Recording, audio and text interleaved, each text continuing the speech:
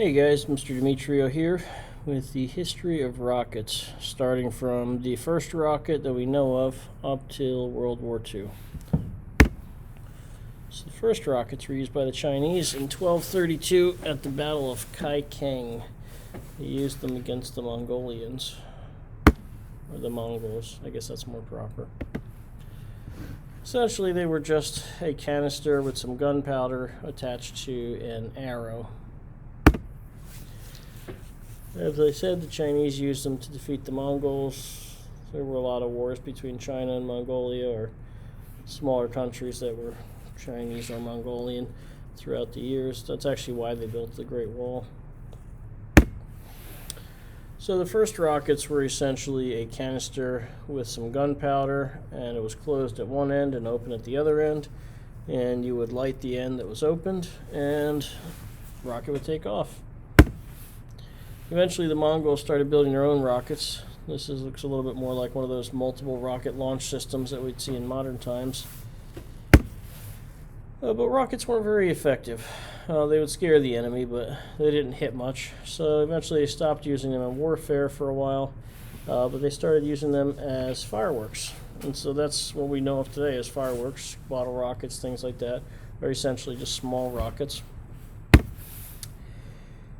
Fast forward to the 20th century, an American scientist named Robert Goddard first was successfully used liquid fuel in a rocket, and this was a big advancement. Increased the thrust without having to use a heavier rocket, and so with a greater thrust to weight ratio, we could actually lift significant things with rockets. Fast forward to World War II, so now we're in the 1940s here, and the Germans invent the V2 rocket. First there was the V1 rocket, which was sort of more of a missile, I guess. I guess a rocket and a missile are kind of different terms for the same thing. But the V2 was the first ballistic missile, the first one that could actually be used. The Germans didn't use it for this, but it did have just about enough power to send someone into orbit or pretty close. The V2 rocket team was led by Wernher von Braun. He was a German scientist in charge of their rocket project.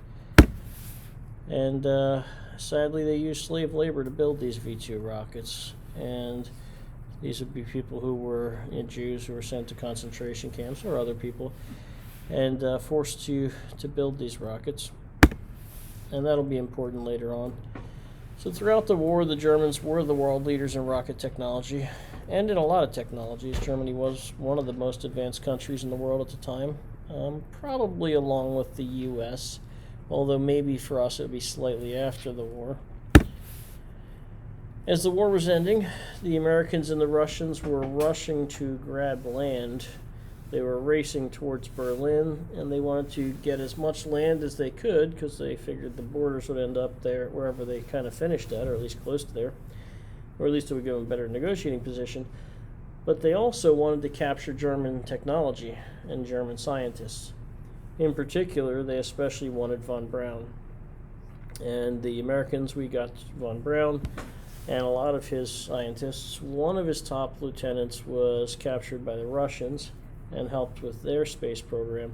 And so really the capture of these German scientists and these V2 rockets was the beginning of the space race that we would see in the 1950s and 60s.